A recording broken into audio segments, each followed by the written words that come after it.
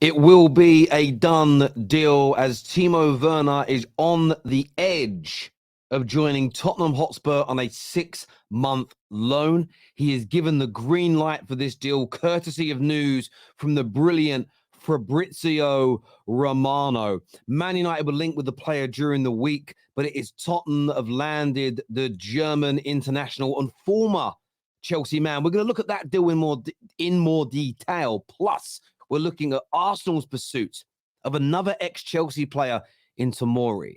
We're looking at Arsenal's pursuit and Liverpool's chasing of the Man United target Olise, and an update on the Jadon Sancho to Dortmund situation, plus some damning news for Man United fans and Ten Hag. Hit the like button, subscribe to the Football Terrace. This is a Done Deal show.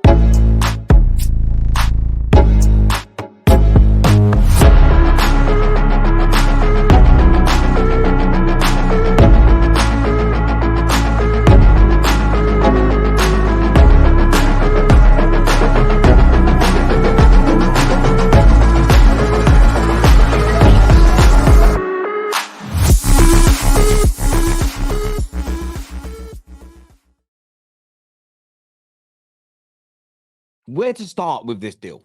I want to get your opinion straight away. Spurs fans, are you happy, worried, embarrassed, frustrated? Where do you stand with the Timo Werner deal? He has approved the loan switch. Leipzig are open to it. It is all but complete. The deal has been agreed and should be finalized very, very quickly indeed. Now, there is the possibility of a permanent transfer as well, should there be an improvement. But Spurs fans, what do you make of it? It's kind of ironic. Man United were getting stick all week. We're getting criticized all week for being linked to him. And now it's another team that buys him. Will that same level of criticism and condemnation for the deal remain? We look at his recent record. This season, 14 games played, just 2 goals. Last campaign, 40 games played, 16 goals. Of course, prior to that, 2 seasons at Chelsea, 37 games, 11 goals, 52 games, 12 goals. Prior to that, in Germany, 34 goals, 19 goals, 21 goals, 21 goals. He was firing. Between 2016 and 2020, Timo Werner was making a name for himself. But he has definitely gone off the boil since. This year especially, barely kicking a ball for Leipzig. The Man United fan in me wants to go, I'm glad we ain't getting him, because we know how badly he did over here in England. Why do I have such a bad gut feeling that he's going to cook under Big Ange Postecoglou? I have a genuine gut feeling that this is actually going to work out and be a decent move. And maybe it's, I'm trying not to angle the football gods. Maybe it's because I feel a relief that we're not getting him. But what if this could have been that one player that for one reason or another just suddenly clicks? But how do you think this deal is going to go? Let us know in the comment section below, my people. Now, staying in North London, interesting article that came out. They said the £60 million target, Olise, very much prefers a move to Premier League rivals Arsenal and or Liverpool. And reading this article here, it states, I want to read out, Arsenal remain interested in the Crystal Palace winger Michael Olise, and the French under-21 international prefers a transfer to the Gunners over the possibility of going to Manchester United. The article claims that Arteta is a long-term fan of Olise, who has been linked with a move to Manchester United. Although the 22-year-old signed a new deal with Palace midway through 2023, there is a release clause in the deal that comes into effect when the season is over for reportedly 60 million English pounds sterling. And as a Man United fan, Olise is a player that I would love to see come to Old Trafford. I'd love to see him play his trade here. But I actually think it's everything Arsenal need. They need someone that can challenge and push both Martinelli and more so Bukayo Saka. It's an individual that's comfortable going on the inside and out.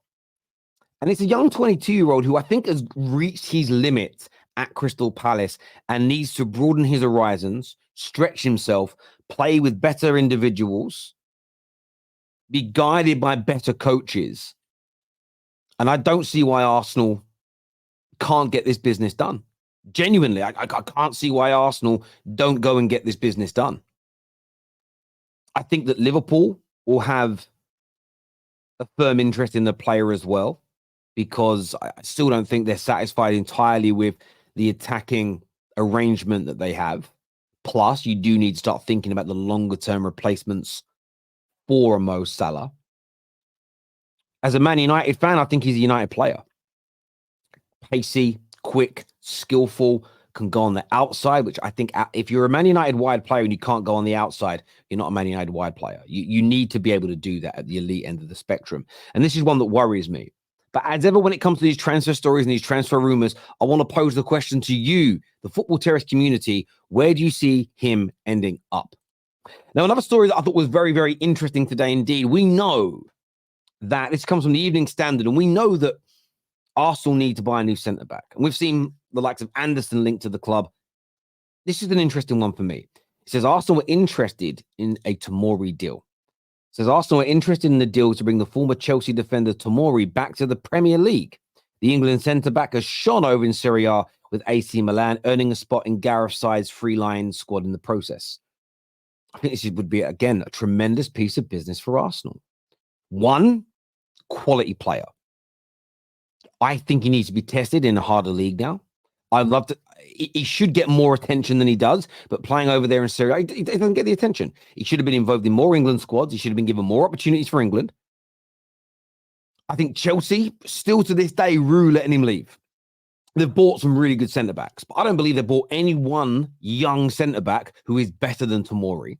And Arsenal need one competition for Saliba and Gabriel, and they need cover for Saliba and Gabriel.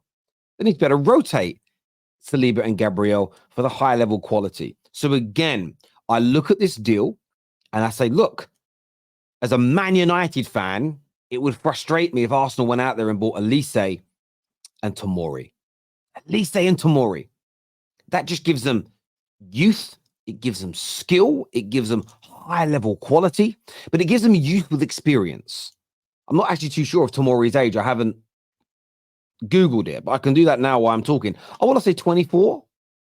Could be out of 26. So he's a little bit older. He's just turned 26 on the 19th of December. But 26 is still not too old. It's actually a really good age now. Highly experienced in that regard. 249 games played in the Championship, Serie A, the Premier League. And you look at Olise, and again, this is not research I did before. This is just off the top of my head. But looking at Michael Olise, yes, he's 22 years of age, but he already has 153 appearances in his career. Yes, 73 of them came at Championship side Reading. 3 years in the Premier League. This is a serious man. 22. This guy's been playing since he was, 17, 18? So yes, he's young and he's youthful, but he's got that experience. These are two players that will be dangerous, absolutely dangerous for Arsenal if they sign them. Now, moving up to Manchester, it is claimed here again by Fabrizio that Man United do not want to include any buy options into Jadon Sancho's loan deal to Borussia Dortmund, as the situation will be assessed again in the summer. I'm glad to see this. I'm glad to see it. If Sancho goes to Dortmund and does what many of us think he will, and that's cook, look brilliant, perform and deliver, his valuation increases. Whatever buyback option, buy clause you put in now, it's going to be lower than you could potentially get in the summer. Now, it's risky because if he flops, the value will drop even more. But this is, in my personal opinion, is the right thing for Man United to do. Also, it leaves the situation open in the summer to potentially returning to Man United and playing. Should Ten Hag be gone? Should a new manager be in place? New coaching team, new board, new recruitment team? There could be an opportunity for Sancho to start again. And if he gets back to his peak form in the second half of this campaign, that also becomes an option. And Man United need to ensure they are protecting themselves and leaving it open to the player staying. And the reason why that's important is another big breaking story today has come out. That it's understood from multiple sources that there are many Man United players who have lost belief and confidence. They have an issue with the way the club has been run, and several don't think the strategy review going on in the background helped. Now, that's not now, that's prior to Jim coming in. However, reports of Ten Hag losing the dressing room are not accurate, and some are right behind him. Others are not. So the reports that the entire dressing room has gone are incorrect, but some players have turned on him. He also has, they also have some, he also has doubts over some players, and some have proven incapable of following his specific instructions on the field. What this tells you is that the club is in a mess. And by the end of the season, the manager's going to win or he's going to lose. He's either going to be kept on and everyone not listening to him is going to be cleared out.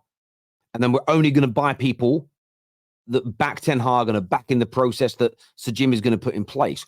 Or the manager's going to be moved on. Somebody new comes in and we start the rebuild from that point. That is why it's important, I believe, to not just sell Sancho now, because that could be a 70, 80, 90 million pound asset that you were giving away much cheaper than for a much cheaper price than he's actually worth. So we'll see how that one pans out. I'd love to get your views and I'd love to get your opinions as some players turn on Ten Hag. Some of his back, but it does seem to be many, many problems at the football club. Listen, my people, hit the like button, subscribe, turn on those bell notifications. Until next time, take care. Goodbye. God bless. And I'll see you all again soon. Peace.